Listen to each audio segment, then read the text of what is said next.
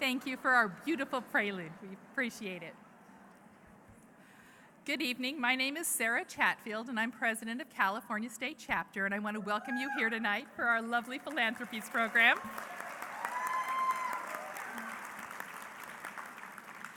But before we get started, I'd like to introduce you to my husband, Douglas. He's been on this journey with me.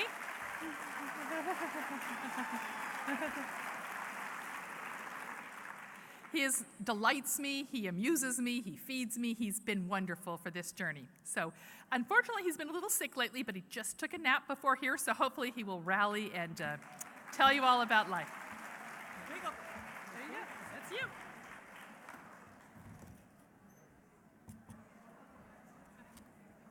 Big nap fans, I guess. Good evening. It's a great honor to be allowed to address this fine organization at this convention. 5.5 years ago, Sarah came to me to say that she wanted to be on the state board. She wanted to be a state officer for P.E.O. She said it would require a great deal of work, that she'd be traveling quite a lot, and that the house would be taken over in increments by unspeakably large volumes of files, historical records, miscellaneous documents, and the like. And it would become so that you could only navigate from one room to another through a series of small trails. Okay, I said, what's in it for me? Well, she said, from time to time I'll bring home some cookies, and in 5 years you get to make a speech. Well, that sounded like a pretty good deal to me. So I said, go for it. So Sarah has certainly kept up her end of the bringing home cookies bargain. But then about a few months ago, she came and reminded me about the speech, and she asked me if I had a subject. And she reminded me that the speech could be any subject I wanted it to be. I could talk about anything I wanted. But usually,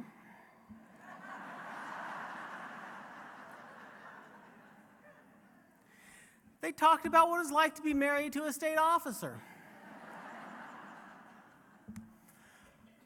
But it could be anything you want. Just let me know. So the next day, I came up with some ideas. I was going to run them by her, and she was really eager to hear what I had to say. And so I presented my first idea, uncovering the secrets of P.E.O.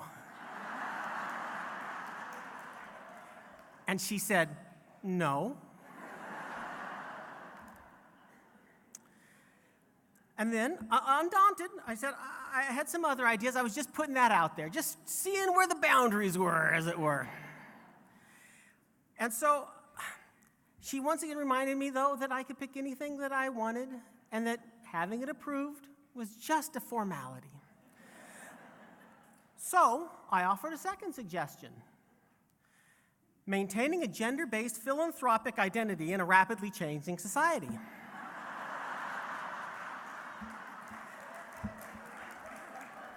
She said, that sounds really interesting, but no.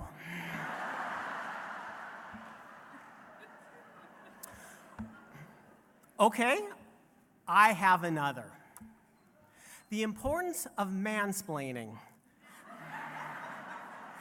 Before I could finish fleshing out the idea, she cut me off with a sharp no.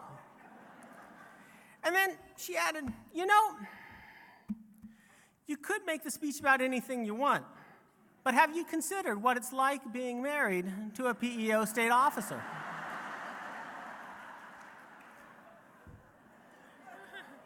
Sensing an impasse, I figured it was time to negotiate.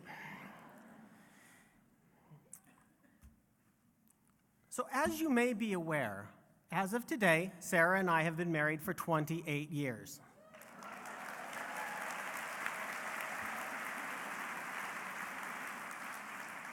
Excuse me. Note to self, stop by the Be Unique boutique and get something nice for Sarah.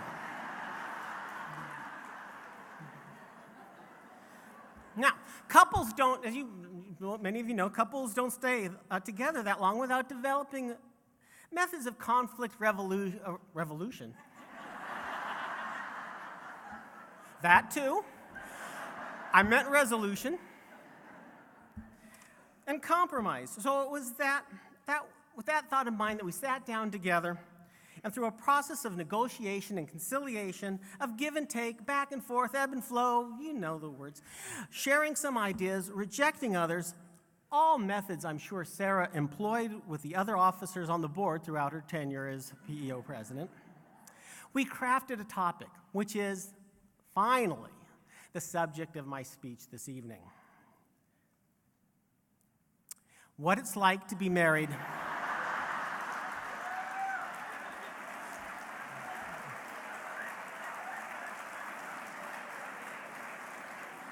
to this PEO officer. A topic I've been assured that I lobbied for in the first place. Now, Sarah has been a PEO for many years. I'll refrain from saying exactly how many because I'm afraid some of you might be inclined to do the math. Indeed, PEO is a common thread amongst the members of her extended family not saddled with a Y chromosome. Her mother and grandmother, as well as various aunts, cousins, and at least one niece who's present somewhere, whatever, are all PEOs.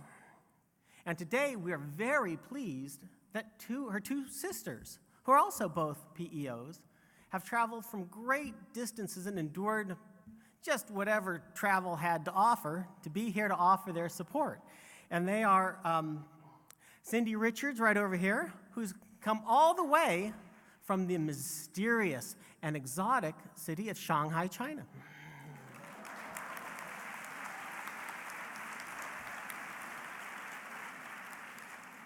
And her other sister, Dr. Linda Tyler, who's come to us from the even more strange, mysterious, and exotic Salt Lake City, Utah.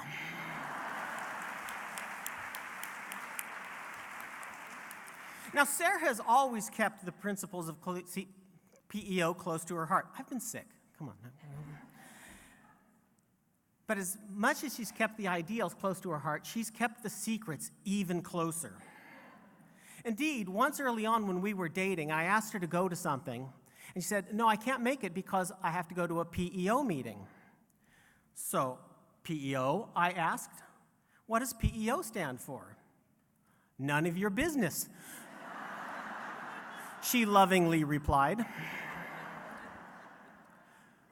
That's not how acronyms work, I thought to myself. And I got up in a step stool to look her right in the eye. And I said, "Okay." Eventually, I was to learn that PEO is an organization that promotes educational opportunities for women through a series of philanthropic events. Actually, I learned most of that from reading license plate frames at a convention a few years ago.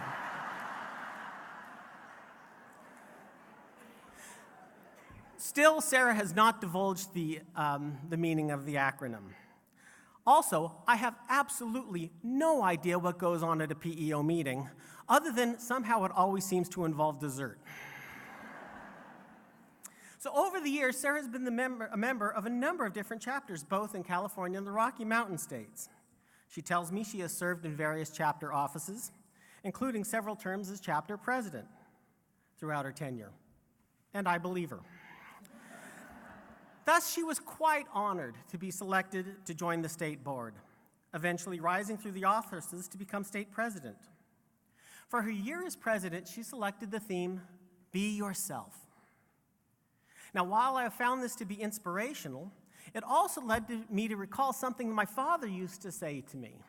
And I don't know if this was his own wisdom or something he picked up from some sage or philosopher, but he would say, "Son, remember, you are what you are until you change."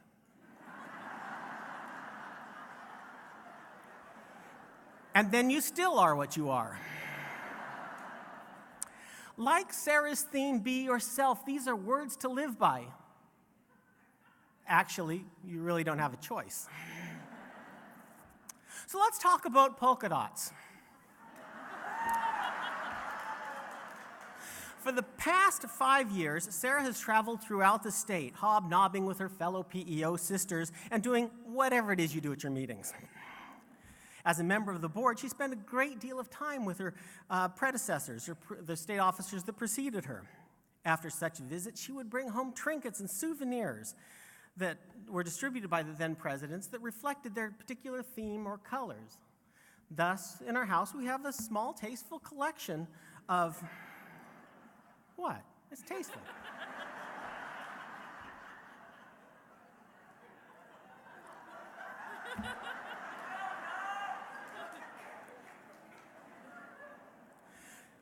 Of souvenirs and mementos depicting sailboats, hope, stars, hearts. But as president, Sarah took the concept of color to the next level at home. Thus, our home is now inundated with polka dots. So many polka dots. You would not believe how many polka dots. I, of course, find this delightful. Why, just to give you some examples. We've got polka dot bags that we use to tote polka dot bags. We've got polka dot trash cans. If you go into our kitchens, you'll encounter polka dot oven mitts, polka dot lunch bags, polka dot napkins, polka dot apron, polka dot bowls, polka dot plates. This is a big bag.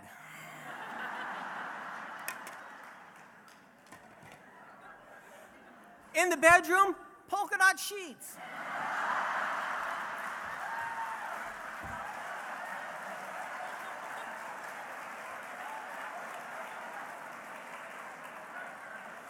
And in the bathroom, of course, you got polka dot towels.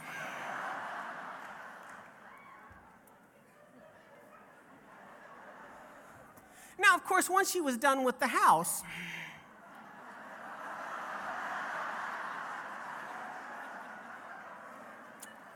unlike Alexander the Great, who wept because he felt he had no more worlds to conquer. No, not Sarah. No, she's not like that. She turned her attention, of course, to me.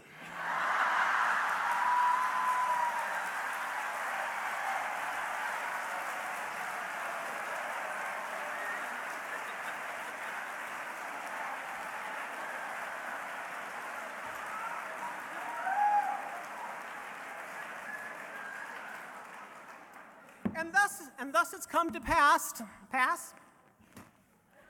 I have another bag full of polka dot shirts, polka dot ties, polka dot socks, even polka dot underwear, but you're going to have to take my word on that one.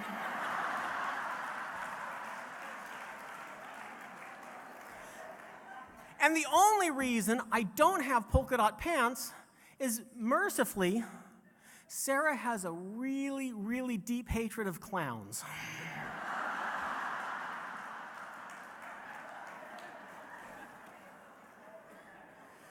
Now, as Sarah's term is ending, things will be much different around the Chatfield house.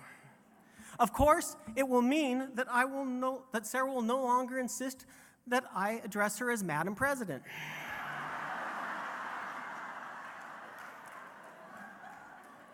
I will be allowed to use the less formal Madam Past State President.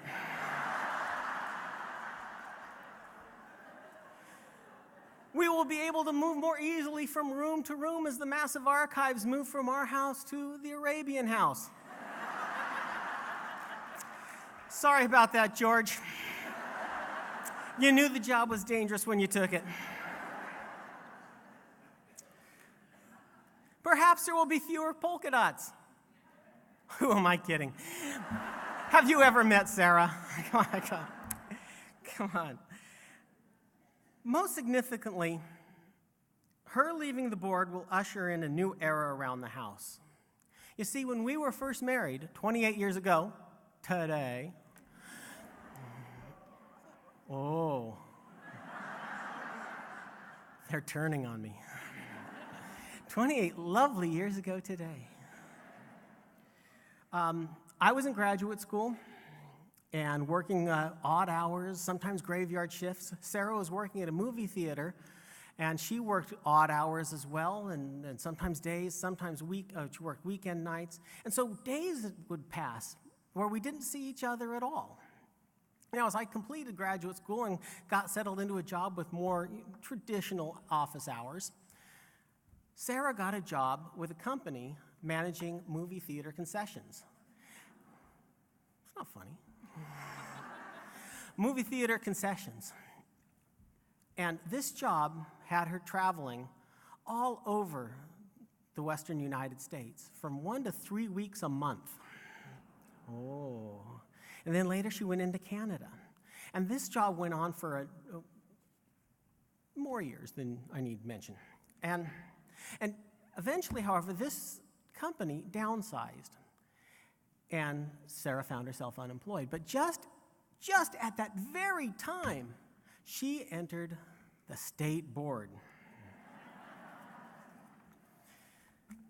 And so for the past 5 years, she's been on a never-ending series of official visits, founders' days, planning board meetings, conventions, committee meetings, and the like, doing whatever it is you do at those events. And these activities have taken her away from home, all across California, from San Diego to Chico, from Clovis to San Jose, and even, yes, to West Covina. The upshot of all of this is that as of tomorrow, Sarah has nowhere to go.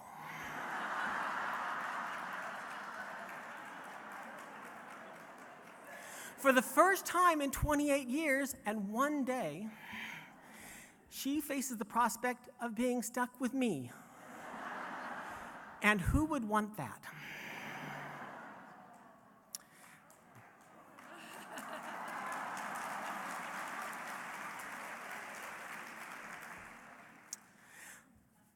So that's why, on Sarah's behalf, I'd like to know, is anyone hiring? She has great leadership skills and supervisory experience. She just needs to be based out of Sacramento area, and other than that, we're golden.